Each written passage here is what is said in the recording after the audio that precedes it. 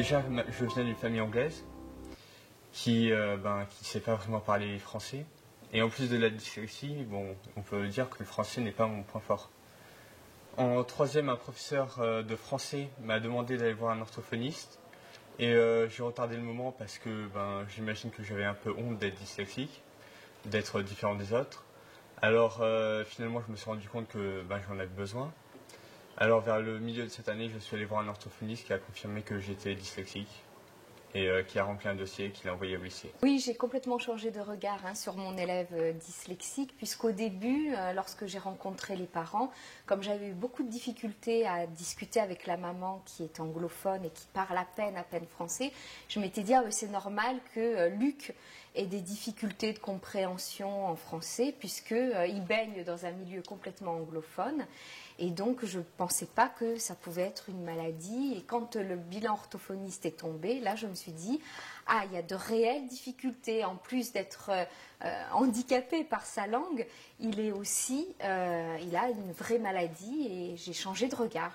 J'étais contente de voir que maintenant, comme il le disait, moi aussi, un petit peu au début de ma carrière, c'était un mot un peu bizarre pour moi.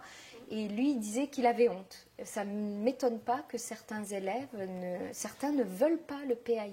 PAI, c'est un parcours individualisé où il va avoir un temps supplémentaire pour faire son devoir ou une question en moins.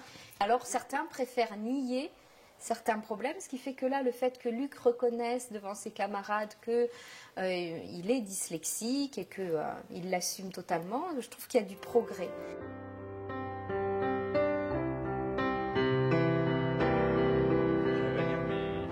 Des fois des mots, mais j'arrive aussi à écrire, mais j'ai quelques problèmes avec le et le la, le un, une. Quand j'écris vite, j'arrive à faire plusieurs fautes d'orthographe. Moi j'ai commencé en 94 et je trouve que il y en a de plus en plus. Alors parce qu'ils sont mieux détectés, mais au début de ma carrière, le mot dyslexie, je l'entendais très très peu. J'en ai toujours, je ne sais pas, je dois avoir 150 élèves, j'en ai toujours 10. 15 sur les 150 par an. J'ai eu de l'aide, j'ai eu des camarades qui m'ont aidé à réviser. Tout ça, ça m'a aidé. Alors, on a été informés, mais très superficiellement. Dans l'éducation nationale, il y a des réunions qui ne sont pas obligatoires.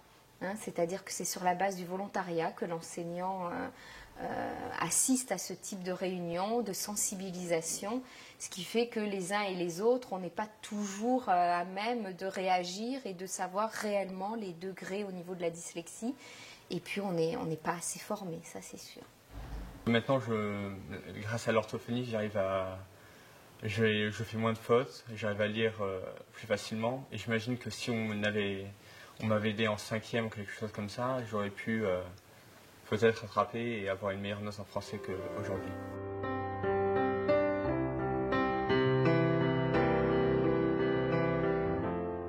J'ai réfléchi, au début je voulais faire vétérinaire, mais puis j'ai regardé les difficultés que ça me donnait, et puis aussi j'ai vu mes notes qui n'étaient pas super. Alors j'ai décidé de me réorienter, puis j'ai réalisé que j'aimais bien travailler avec les enfants et tout ça. Je souhaite me réorienter l'année prochaine pour avoir un bac ASSP, aide service à la personne, pour m'occuper de la petite enfance. Et normalement, la dyslexie, ça ne me gêne pas pour l'instant.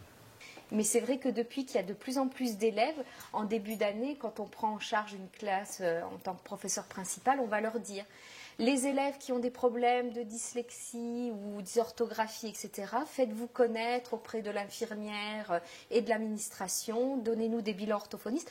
C'est presque une séance d'accueil que l'on fait, mais c'est nouveau. J'ai été depuis le début professeur principal, je ne me souviens pas systématiquement avoir dit ça à mes élèves. Alors qu'aujourd'hui, le jour de la rentrée, je le dis systématiquement. Donc ça évolue, heureusement. Ouais.